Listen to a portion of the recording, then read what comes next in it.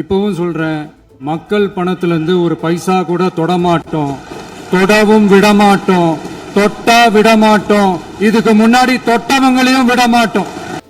மக்களின் வரி பணத்தில் இருந்து ஒரு பைசா தொடமாட்டோம், தொட விடமாட்டோம், தொட்டால் விடமாட்டோம், இதற்கு முன் தொட்டவர்களையும் விடமாட்டோம், தொடவும் விடமாட்டோம், தொட்டா விடமாட்டோம், இதுக்கு முன்னாடி தொட்டவங்களையும் விடமாட்டோம் என்பதில் உறுதியாய் இருக்கும் நமது மாண்புமிகு முதலமைச்சர்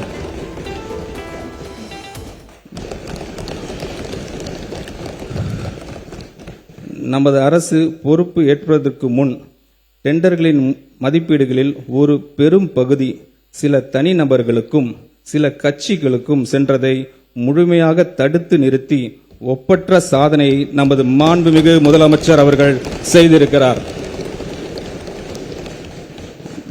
மேலும் பல அடுக்கு மற்றும் உயரமான அடுக்குமாடி குடியிருப்புகளை கட்டுவதற்கான திட்ட அனுமதியை பெற அரசிடம் வர வேண்டும் என்ற நிலையை நமது மாண்புமிகு முதலமைச்சர் மாற்றியுள்ளார். இந்த அனுமதியை அதிகரிப்பு பகிர்ந்து அளிப்பின் மூலம் டெலிகேஷன் ஆஃப் பவர்ஸ் சென்னை பெருநகர் வளர்ச்சி குழுமத்தின் நிலையிலேயே பெற்றுக்கொள்ள ஆணையிட்டுள்ளார். இதன் மூலம் திட்ட அனுமதியை பெறுவதற்கு நிலவி வந்த ஊழலை முற்றிலும் அகற்றியுள்ளார்.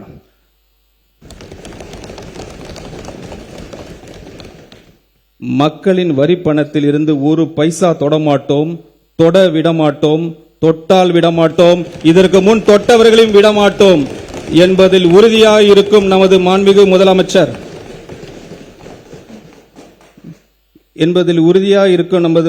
முதலமைச்சரை கண்டாலே, அவரின் பெயரை கேட்டாலே ஊழல்வாதிகள் அஞ்சி நடுங்கி ஓடி ஒழிவதை நாம் நிரந்தரம் பார்த்து கொண்டுதான் இருக்கிறோம்.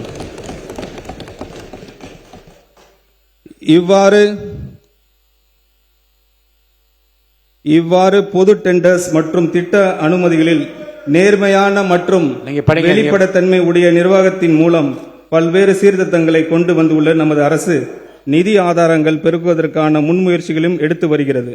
இவற்றின் ஒரு பகுதியாக மதுபான உற்பத்தி ஆலைகளுக்கான கூடுதல் சிறப்பு கட்டணத்தை அரசு அண்மையில் விதித்துள்ளது.